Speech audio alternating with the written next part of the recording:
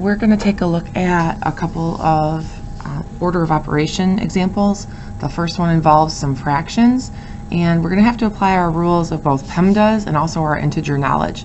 So if we can take a look at this first one, I'm just going to copy this problem right onto my lines, which aren't showing up super great this morning, but let's see if we can get it anyway. If you notice, this is a negative 1/2, and the whole quantity is being cubed.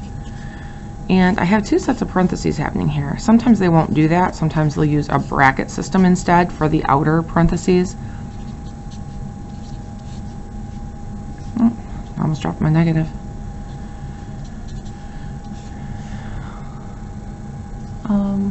Okay.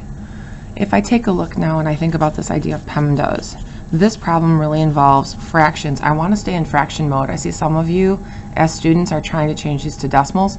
We don't necessarily want to do that. Everything we're given is a fraction. We can make them work with fractions. Well, I do have a couple of things happening. I have two sets of parentheses. Well, maybe 1, 2, 3, 4, depending on how you count them. But the only set of parentheses that really tells me to do something is this set that's acting more like a brace or a bracket. So inside here, I really want to think about whether I will divide or subtract first. The answer would be division. First, we need to divide within parentheses. So we're doing we're doing order of operations within the parentheses first. Well, when we write a division, I hope you remember that we need to show multiplication by the reciprocal. And this is a negative 5/6, but I often like to keep my negatives in the numerator. So I'm just going to do a rewrite step in this situation, and as long as I'm careful and show those negatives, I don't necessarily need that extra parenthesis. I don't necessarily need to show that notation. And I'll bring down the subtract 1/2 at the back. I could show all of this as parentheses at this point, and out front I still have this negative 1/2, which is going to be cubed. Well, we're still in these parentheses, aren't we? We took care of the division because we turned it into multiplication. So I'm going to take a look at this piece right here. Well, I notice some cross simplifying. What goes into both 3 and negative 6 nicely? The answer would be 3. So 3 divides by 3 and we'll get 1. Negative 6 divides by 3 and we'll get a negative 2.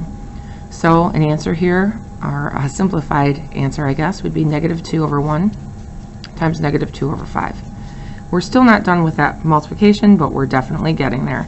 I'll bring everything else down just to show that we have this nice pizza organized and started.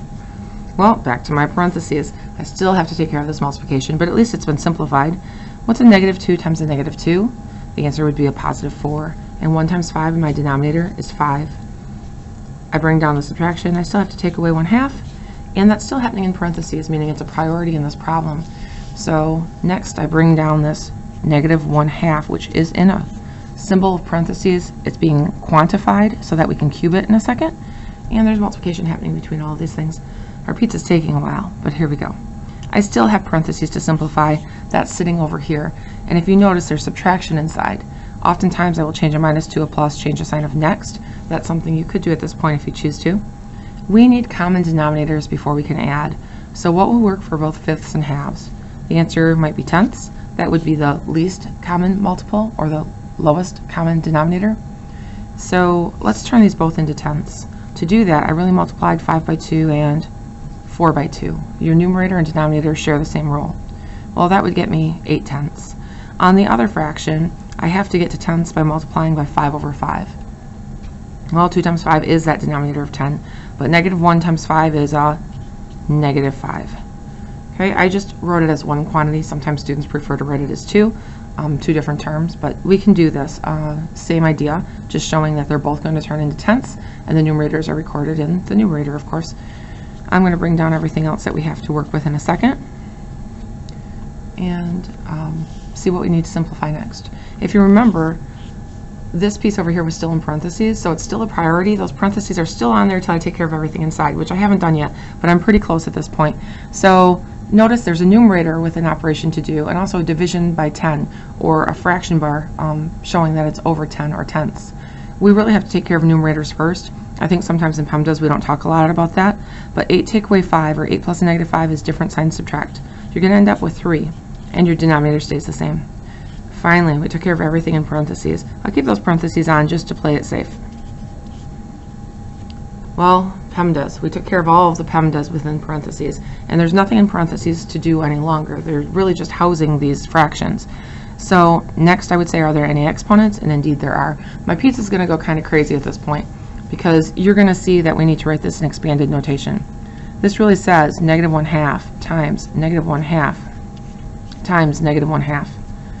And all of that, whatever I get from this in a second, I'm going to kind of quantify it. I'm going to put it in some brackets just to show that's the next step here, is going to be multiplied by 3/10. Well, let's talk. If I took 1 times 1 times 1, you definitely get 1 in the numerator. And 2 times 2 is 4, times 2 is 8, I'm going to get 1/8. Would this be positive or negative? Well, first we'd have negative times a negative, they get along. We'd get a positive from that. And that positive times a negative is going to get me a negative 1/8 times 3/10. Is there any cross simplifying we can do here with our last operation? Not that I see. So the next thing I would do is multiply my numerators. Negative 1 times 3 is a negative 3, and 8 times 10 is 80. Negative 3/80ths is the final answer. This again is an example of order of operations. We're simplifying an expression that uses both positive and negative fractions. So that's our first example for today.